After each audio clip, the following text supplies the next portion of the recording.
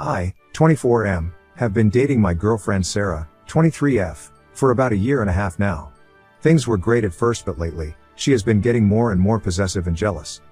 It started small, like her getting upset if I liked another girl's Instagram pics or something else.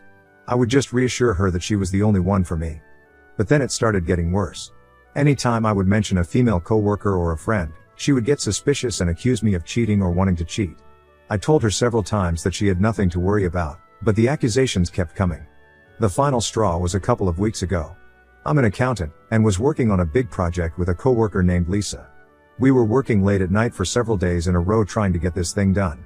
Since we were working so closely together and for long hours, we decided to start taking lunch breaks together to give our brains a break from the project. The first day Lisa and I went to lunch, it was nice to just talk about non-work stuff for an hour. When I got home that night, I told Sarah about my day, including going to lunch with Lisa. She immediately got angry, accusing me of cheating on her and claiming this was inappropriate. I tried to reassure her again that Lisa was just a coworker and nothing more, but Sarah wouldn't let it go.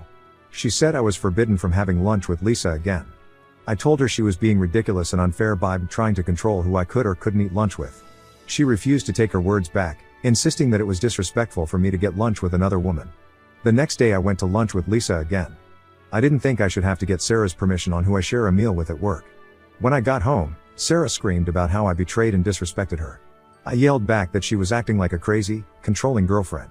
This turned into a huge fight that ended with Sarah demanding I stop seeing Lisa outside of work hours and me refusing to accept her trying to control my life. Over the next week, the tension kept growing and any little thing would set Sarah off. She was constantly questioning me about Lisa and other women from work. One night she even drove over to my office after hours to make sure my car was still there and that I wasn't out to dinner with Lisa. I told her this obsessive, paranoid behavior had to stop or we were through. Sarah promised to try to work on her jealousy issues, but a few days later she was right back at it with the accusations and screaming at me about Lisa. I finally decided I had had enough. I told Sarah I was breaking up with her due to her complete lack of trust in me and repeated disrespectful demands about who I could interact with. She cried and promised she would change, but I said it was too late. I was done. I moved out immediately and have been staying at a buddy's place. But now a few of Sarah's friends and even some in my family are saying yada for how I handled this. They think I should have been more understanding about Sarah's jealousy issues and tried harder to make it work before immediately ending a 1.5-year-old relationship. I will admit the breakup was kind of sudden instead of talking it out more, but I don't think I should have to justify having a work lunch with a coworker or put up with Sarah's crazy accusations anymore. I'd adhere for being too harsh and not giving her another chance? Update 1. Wow, I did not expect my last post to blow up like that. Thanks to everyone who commented and gave their judgment on the situation. After reading through the comments and getting an outside perspective, I realize I probably could have handled the actual breakup better instead of just abruptly ending things in the heat of an argument. However, I stand by my decision that Sarah's controlling behavior and jealousy issues had reached a point where I no longer wanted to be in the relationship. Anyway, it's been about 6 weeks now since Sarah and I broke up. I am still staying with my buddy while I look for a new apartment. Sarah texted me a couple of times in the first week asking to talk, but I ignored her messages. I just didn't see any point in it. But something happened yesterday that I can't stop thinking about. One of Sarah's close friends, Jen, contacted me and said she needed to discuss something important with me in person. I agreed to meet up with Jen at a coffee shop after I got off work. When we sat down, Jen was acting all nervous and hesitant. Finally, she took a deep breath and told me that the real reason Sarah was acting so jealous recently was because she was the one who was actually cheating on me. Jen said that Sarah had reconnected with an ex-boyfriend, Tyler, on social media a couple of months ago. The two of them started talking more and more, and eventually met up and hooked up several times over the last 6 to 8 weeks. I was absolutely stunned. I never would have imagined Sarah was capable of cheating. Jen said Sarah confessed everything to her the day after we broke up. Sarah claimed she still loved me but got caught up in the excitement of rekindling things with her hot ex. The worst part is that Tyler is the guy Sarah dated right before me. They were together for over a year and Sarah has always described him as her first real love. She never fully got over their breakup, which happened because Tyler had to move away for grad school. I feel sick thinking about Sarah sleeping with Tyler behind my back all while she was accusing me of cheating with Lisa. No wonder she was so quick to condemn me for having lunch with a female coworker when she was busy with her ex. Of course, it all makes sense now. The increased jealousy and possessiveness was Sarah projecting her own guilt. But she manipulated me into thinking I had done something wrong, and rather than confessing, she restarted something with her ex. I can't believe Sarah made me feel so terrible when she was betraying me the whole time. If only I had known the truth right away, I could have dumped her instantly rather than trying to reassure her first. I feel like such an idiot for not realizing something was up these past couple of months. Jen apologized for not telling me sooner but said she wanted to remain loyal to her friend at first. She felt I deserved to know the truth though, especially with Sarah trying to get me back. Jen agreed Sarah's behavior was really unfair and I had every right to break things off. This revelation leaves me wondering if I should reach out to Sarah after all, if only to get the full story and closure. Part of me wants to take the high road and not lower to her level. But I also feel used and disrespected and want to tell Sarah exactly what I think of her cheating. My buddy thinks I should text Sarah something like, "Jen told me everything. I can't believe you cheated while falsely accusing me of cheating. You're not the person I thought you were and this proves I made the right call to dump you. Don't ever contact me again." That would certainly feel justified, but I don't know if it's the healthiest approach for me moving forward. I would certainly be taking the bait by engaging with Sarah again after ignoring her past messages. Maybe the best revenge is just living well and not allowing Sarah any more space in my head or life. What do you all think? Should I reach out to Sarah and get any lingering thoughts off my chest? Or take the high road and not give her the satisfaction of a response? This revelation changes the context of our breakup significantly. Let me know your advice. Update 2. Hello again everyone. It's been a couple of months since my last update. I moved into my own place, and settled into a routine, and life has been pretty calm and uneventful. Until I heard from Sarah out of the blue this week. I was absolutely shocked when she called me Tuesday night crying and begging for my help. Through her sobs, Sarah explained that Tyler had stolen money from her and then disappeared. Apparently, right after Sarah and I broke up, Tyler convinced her that they should move in together right away. Sarah agreed and they got an apartment the following month. According to Sarah, at first, things were amazing between them just like in old times. But slowly Tyler started taking advantage of her. He would forget his wallet and have her pay for everything. At the time Sarah didn't think much of it and wanted to be generous since Tyler was her romantic partner. However, Tyler's financial requests kept getting bigger and bigger. He asked Sarah to pay his half of the rent and utilities for several months in a row because he had lost his job. Then Tyler started asking to borrow large chunks of cash for car repairs, medical bills, and other emergencies. Sarah gave him thousands of dollars over the last couple of months. She drained most of her savings trying to help Tyler out. Sarah admitted she felt hesitant at times, but Tyler always promised to pay her back. He would swear the money was for something important or say he just needed to get through this rough patch. Sarah still felt residual guilt about how things ended between us, so she wanted to do everything she could to make it work with Tyler. Of course, Tyler never paid her back a cent. Everything finally culminated when Sarah got her credit card statement this week. There were 2 cash advances taken out totaling $5,000 that she did not initiate. When she confronted Tyler, he denied any knowledge and claimed someone must have stolen the card. Sarah was suspicious about the timing and large amounts, so she pressed Tyler harder for the truth. Finally, he broke down and confessed to taking the cash advances from her credit card without permission. Even worse, the money wasn't for an emergency but rather Tyler's gambling debt. He'd apparently gotten heavily into sports betting and owed some dangerous people. Sarah was outraged and immediately kicked Tyler out. But the next day she found that Tyler had cleaned out their joint checking account, nearly $2,000 more gone. He clearly proactively drained the account knowing Sarah would end things. To make matters worse, right after clearing out the money, Tyler blocked Sarah on all platforms and disappeared. None of their mutual friends have heard from him or know where he is either. Sarah is terrified Tyler stole thousands more from her and is now on the run to avoid repaying. And so that's why Sarah was calling me desperate for advice or help dealing with the police and trying to get her money back. I'll admit that I wanted to hang up on her or say that she deserved it. But I stayed on the phone and tried to give Sarah some practical tips to come out of this mess. I told her to contact her banks and report the unauthorized cash advances so they don't continue growing interest. I said she should also alert the police about the theft and see if they have any options for tracking Tyler down. Beyond that, I recommended Sarah look into ways to lock down her credit and accounts so Tyler can't continue taking advantage.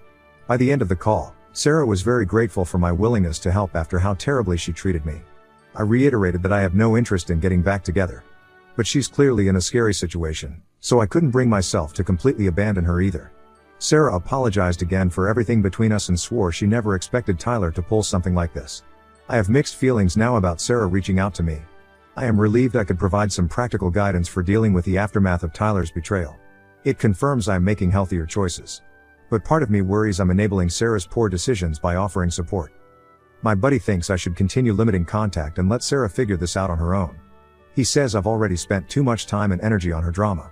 But other friends say I did the right thing helping Sarah in a crisis, and that I shouldn't let bitterness prevent me from being kind. What do you all think? Was I a sucker for becoming Sarah's shoulder to cry on? Should I further limit contact again or maintain respect if she needs additional help? I thought I had moved on, but this pulled out all sorts of old feelings and self-doubt. Any insight is appreciated. Now on to the next story. Story 2.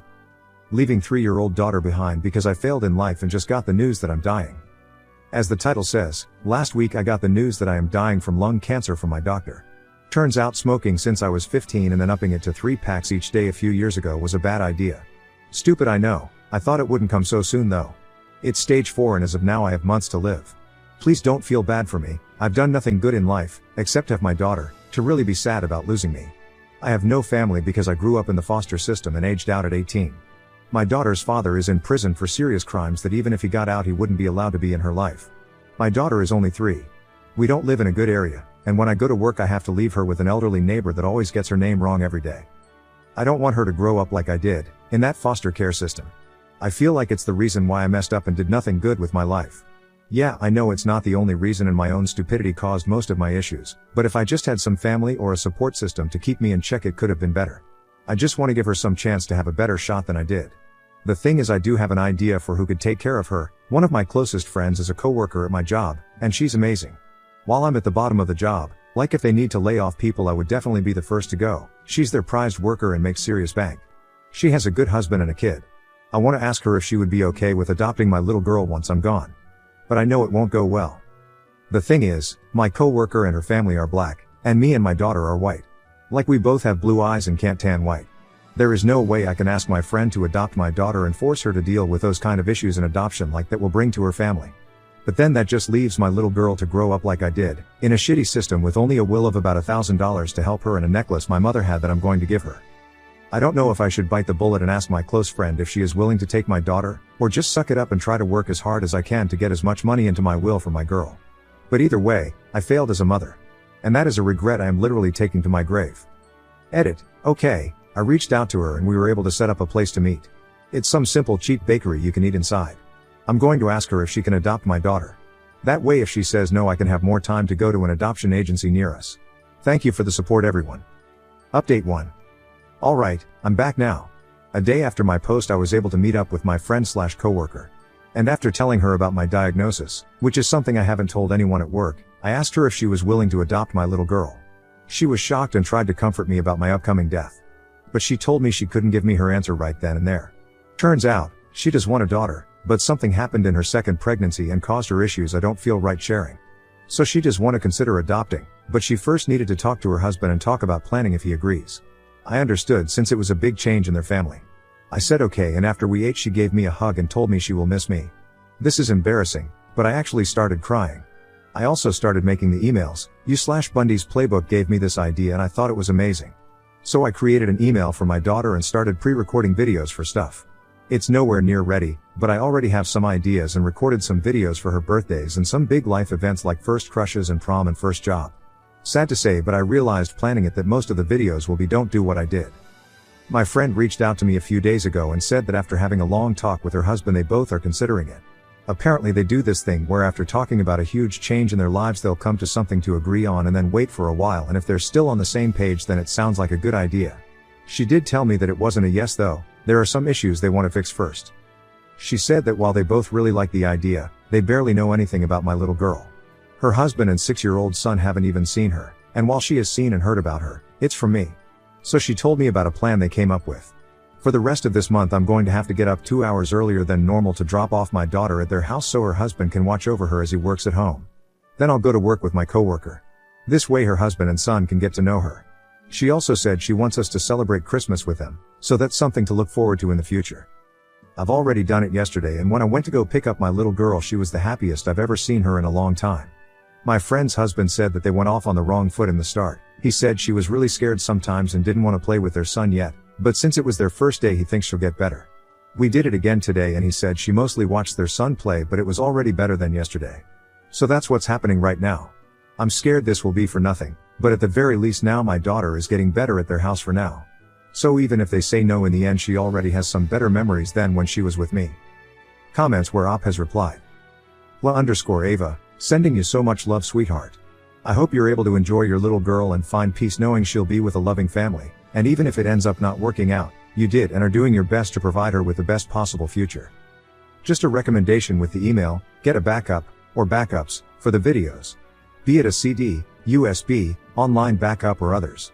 I have an email I use to receive only, and it goes directly to my mail app on iPhone, so I don't directly log into the account on Gmail. Well, I got an email some time ago that since there's been no activity on the email for a few years, that the account would be closed in a few months. So I just sent myself a few emails, but it may happen. So please get a backup, because she'll definitely appreciate it. OP, thank you. I'll try to do backups in any videos. I think if my friend says yes after all of this, I'll tell her about email deletion so she could help stop that from happening. That does scare me, as doing all of the emails and having them lost before she can see them. Dark Recess, I know I'm only an internet stranger, but as a mom, I'm proud of you. You don't have much, but everything you do have is focused on your baby girl, and that's what makes a great mom. One thing I will say to add to the email idea, if you can, grab some loose sheets of paper or a small notebook and write down your favorite recipes, including all the things you add that make it something only you've made. Give that to her, because one day she'll be happy to say, I made my mom's food. Write down little happy things you come across in the time you have left, not in email form but in your own handwriting, because she'll treasure that in years to come, and it's a tangible link to you. Write down places you like to go, favorite color, favorite music, things like that. Little pieces of you, so she'll have something to physically hold on to when times get hard. You have all my love. OP, I was thinking of writing a letter for my little girl's 13th birthday. The only thing I have from my mom is this necklace that has been with me. I don't know what it is, but it has a lot of curls and hoops with a pretty almost clear stone in the middle. I was going to write a letter explaining the necklace is from her grandmother, and now since she would be old enough, it's going to be hers. I do have recipes I know she loves. That would be an amazing idea. She loves my egg salad sandwiches, so that's one recipe I'll write down. Thank you for the idea. Update 2. My friend gave me her family's decision, and I also lost my job. January 20th, 2024. I'm back again. I'm sorry for being gone so long. A lot has happened, and this will be my last post. So this is going to be long, sorry. First, I started feeling real sick days after Christmas. My whole chest was hurting like someone was hitting it with a hammer over and over, and I was coughing up blood. My best friend was terrified that I caught something, because the doctors have said that me getting sick right now could be deadly, so we had to go to the doctor. Thankfully I didn't get anything, it was the symptoms getting worse. Also, thankfully at the time I was still at work, so I didn't have to pay much for the bills. Yeah, that was another terrible thing that happened to me recently. After that trip to the hospital, my work called me in privately. Remember how I said that if something were to happen I would be the first to go? Guess what?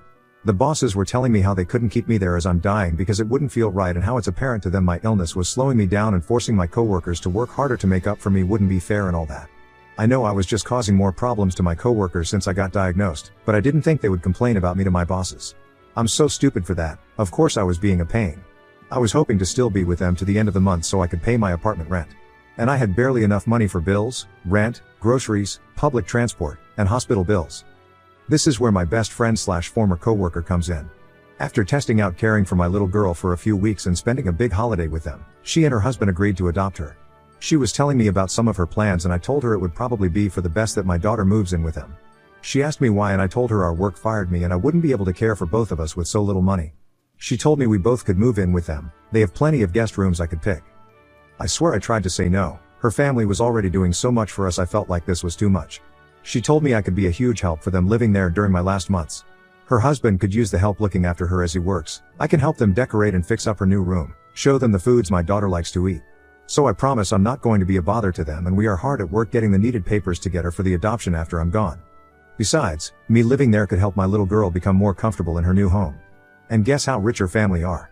They have a personal family lawyer. When I haven't been feeling sick, we've been working with him to make sure the adoption goes through. Okay, after all of that, I do want to share some other fun news. Christmas with them was probably the best Christmas my daughter and even I have ever had our entire lives. My friend's family had like 5 Christmas trees in their entire house. Thanks to my friend, I was able to make a really special Christmas gift for my daughter, a Build-A-Bear. Well, it was really a bunny, but still. I made a voice recording telling her how much I love and will always try to keep her safe. And my friend knows about the emails. I'm almost done with them actually, just a few more left.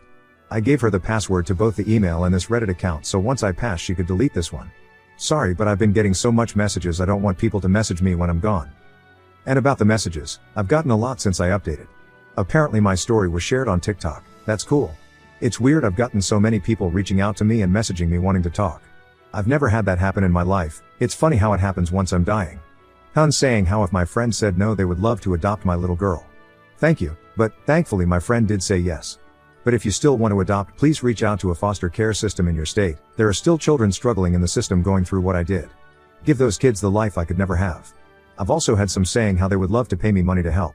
Please don't bother, sorry, but it feels weird accepting money. My whole life I've worked for everything I've had, so it feels wrong accepting money and help from strangers just because I'm dying. I do want to address a few messages I've gotten about race. Most were about why I cared about my friend's family and me and my daughter's race being different. It wasn't a lot, but a few called me a racist for caring about that. I want to say that my nerves about that isn't because I think me and my daughter being white makes us better than my friend. Far from it. I've seen a lot of stuff in the system and talked with other kids of different races. And those kids of different races were put into care with people who were also a different race from them. They would tell me the problems they faced from the parents, not that I'm scared my friend will do that, but also from the outside world. Being called names and insulted. One kid told me how she got screamed at by some older lady at a restaurant and the parents did try to get involved and it got into a nasty fight. So yeah, I was scared her family and my daughter would face the same bigotry the foster kids I knew from before faced. But I can't let my fears about some bigots ruin my daughter's chances. Anyways, this will be the last time I'm going to probably post on here. I don't want to waste my last days. I've thought about taking up painting again actually. I used to paint when I was in high school before I was dropped out, and once in the same school we've read a classic book about a world where books are banned. I don't remember a lot from the story, but I do remember at the ending when a character said you didn't waste life when you make something to leave behind. That always stuck with me. I want to paint something, maybe my friend could hang it up or keep it in their attic, but as long as I've left something behind my life wasn't for nothing, right? I also need to help my friend's family and my daughter settle into their new lives. Thank you to everyone for your kindness. And goodbye. Additional information from Oop on her other family members not taking her daughter. Her father is in prison for a hopeful very long time because he did a crime involving children, so even if he got out he would not be allowed around her. Not like I would want him to. My parents are dead.